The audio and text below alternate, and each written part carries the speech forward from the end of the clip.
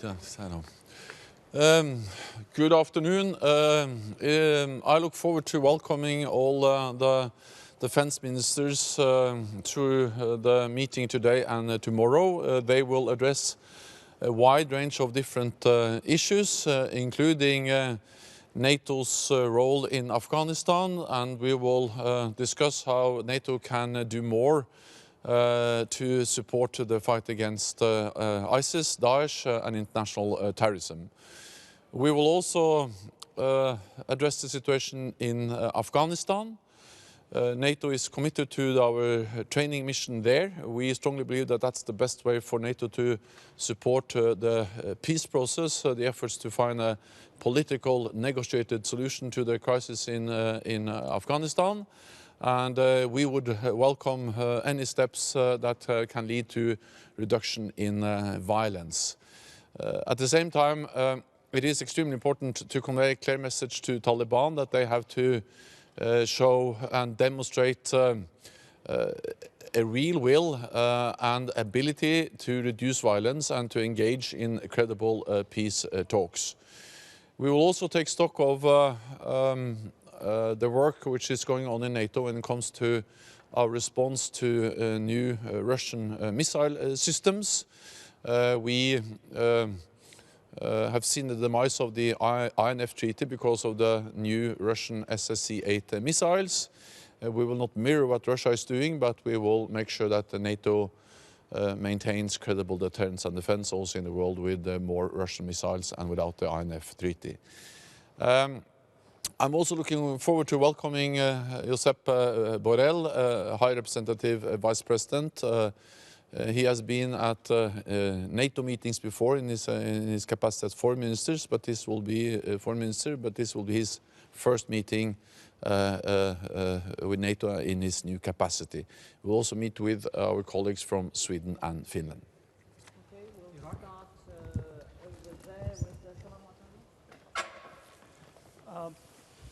Thank you very much. This is Nasser Maimanigi from Salam Watandar. Can you comment on the recent development around peace in Afghanistan with the possible announcement announcement of significant and enduring reduction of violence, and also how that could influence the discussions on Afghanistan today and tomorrow here? Thank you. So we will discuss Afghanistan both with the 29 NATO ministers today, but also in a bigger meeting with all the rest of support partners tomorrow. So we will have a good opportunity to address the situation in Afghanistan. We would welcome any step that can lead to reduction of violence. We strongly believe that the best way NATO can support the peace process is to stay committed to our train, assist and advise mission in Afghanistan. Because when we train and support the Afghan forces with training but also with funding, we are helping the Afghans to send a very clear message to Taliban that they will never win on the battlefield. They have to sit down at the negotiating table and engage in real compromises, in real negotiations for peace. And Taliban has to demonstrate a real will and ability to deliver reduction in violence, to see any progress or to make it possible to have any progress towards a lasting and sustainable peace solution in Afghanistan. So of course, NATO allies are present in Afghanistan. The United States is in Afghanistan together with all the NATO allies, and the United States is also engaged in the dialogue with Taliban. Ambassador Khalilzad has been here several times, briefing, consulting with NATO allies, and I'm looking forward to then have a real discussion and also address how NATO can continue to provide strong support to the peace process. Thank you very much, Secretary General. Any plan for NATO allies to engage in Afghanistan and the current peace efforts, and especially post-peace process? As NATO allies are committed to Afghanistan, and we provide support through our train, assist and advise mission. we provide support through funding for the Afghan security forces, and of course also NATO allies provide also support on bilateral basis, development aid and other kind of support. Then Norway and Germany has offered to facilitate inter-Afghan dialogue. So if we now see progress and if we now are able to launch inter-Afghan dialogue, then two NATO allies have offered to facilitate that, Norway and Germany, and we are grateful for the offer from Norway and Germany. What do the current events mean in Germany for the role of Germany in the NATO? So Germany is a very committed NATO ally, and Germany contributes to many different NATO missions and operations. You are part of our enhanced forward presence in the eastern part of the alliance, leading one of the battle groups there in Lithuania. Germany is one of the lead nations in Afghanistan.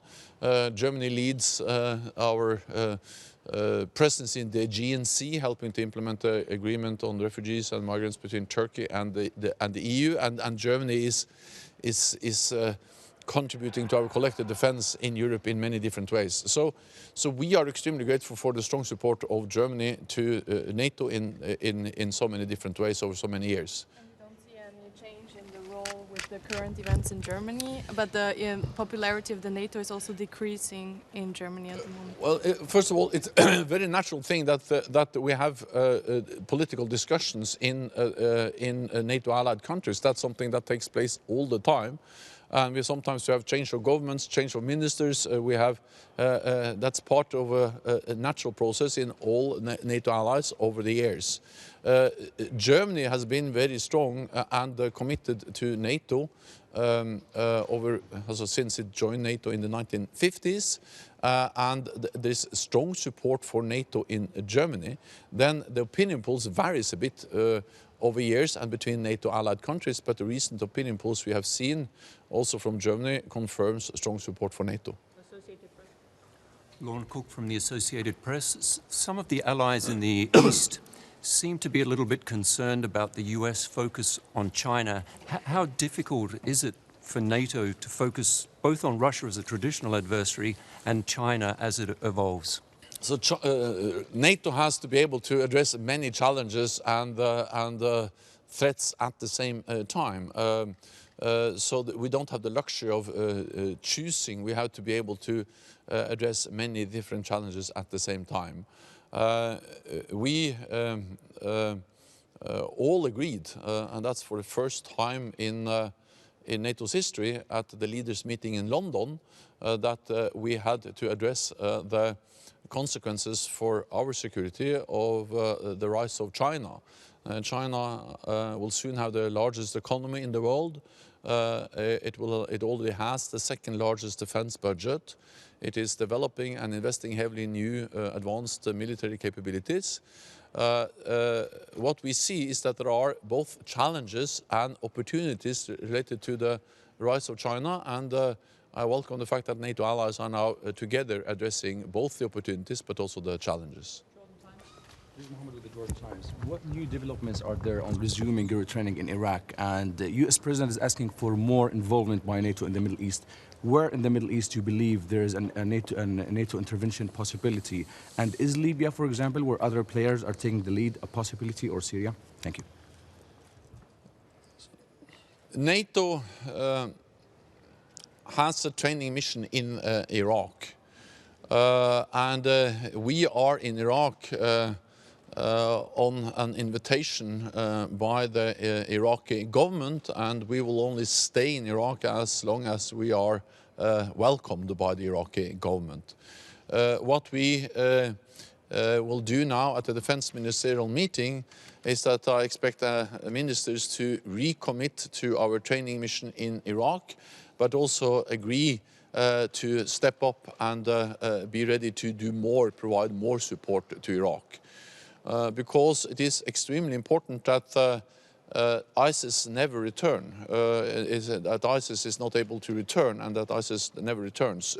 Because we have seen the brutality, we have seen that the horrendous violence they have been responsible for. This is a huge problem for the people. People in Iraq have suffered, but also a threat to all NATO allies, because ISIS is an organization which has proven a will to also use terrorism as a way to attack NATO allied countries. So I commend the sacrifices, the role Iraq has played in fighting ISIS. Iraq has been on the forefront. Iraq has shown courage and bravery. The Iraqi security forces have shown courage and bravery in the fight, and we train them to make them even better in the fight against ISIS-Daesh. We will also look into what we can do beyond Iraq. NATO is already in the wider Middle East region with the training mission in Iraq, but also with our presence in Afghanistan.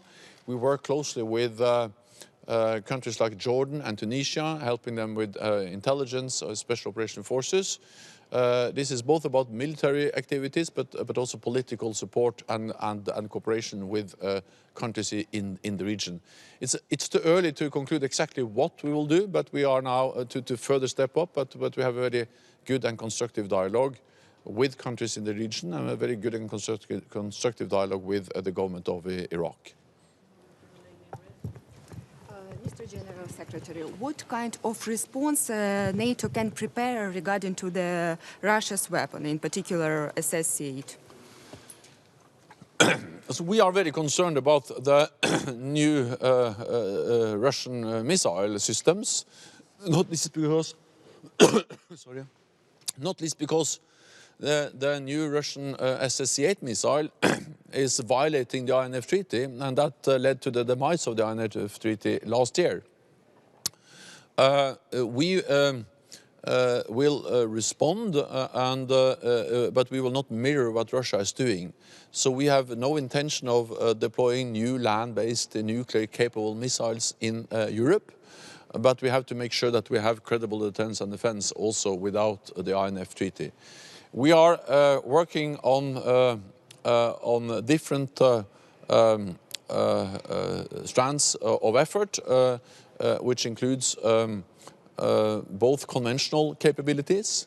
We are looking at our nuclear posture. We are also looking into air and missile defense and exercises. But again, we are not going to mirror what Russia is doing. We want to avoid or prevent a new arms race, and therefore we'll also look into what more we can do related to arms control.